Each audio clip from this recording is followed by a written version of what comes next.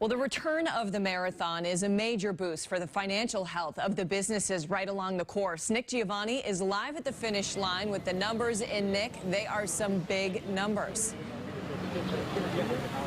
Yeah, Brianna, the marathon's big business for all 8 cities and towns it runs through. An economic impact believed to be north of $200 million. So to not have it on Patriots Day 2 years in a row, no question that it's had a ripple effect financially.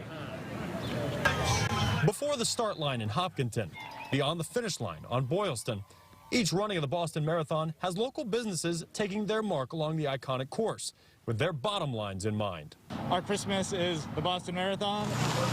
In Hopkinton, coffee shops like Angel's Cafe see Marathon Monday as a chance to caffeinate a crowd full of newcomers to the area. People are all excited. They want to go see the marathon. There's some people that don't go by here regularly.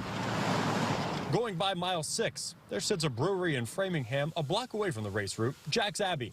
It kicks off its beer season on Marathon Monday. That's one day where you kind of see everything downtown Framingham could and should be. Co-owner Sam Hendler says over the course of Patriots Day weekend, the brewery customarily sends out hundreds of kegs and cases of beer to bars and restaurants up and down the route.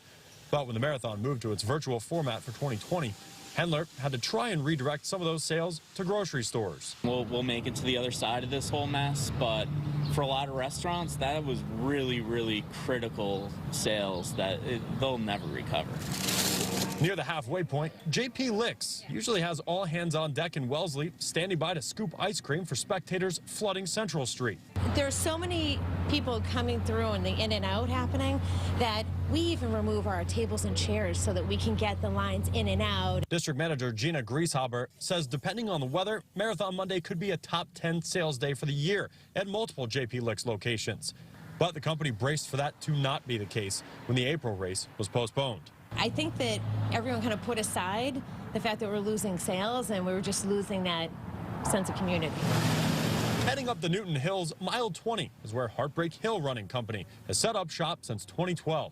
Our company is named after the hardest part of America's oldest marathon. Co-founder Dan Fitzgerald says a bulk of the business has historically been built around the days leading up to the marathon, from retail sales to training. So that energizes the business really from December through April, through the race, and it peaks with the race when people flood into the city and they want to have a piece of Heartbreak or a piece of the Boston Marathon and take home. Instead of posting up out here in front of the store last April, Fitzgerald says he spent what was supposed to have been Marathon Monday launching a new website to grow the business online.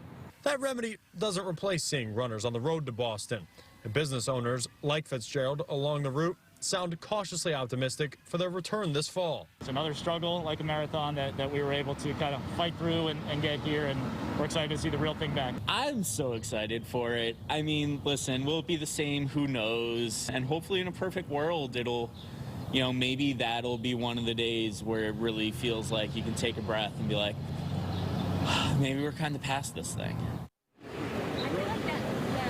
And breaking down the numbers even further, spectators and visitors here for the marathon back in 2017 accounted for a total of $92 million in spending. That according to the Greater Boston Convention and Visitors Bureau. That's how much ground businesses are now trying to make up. Again, ×2, not having the marathon on Patriots Day 2 years in a row now. Some of them are hoping that the fall race can help carry them to the finish line of this pandemic.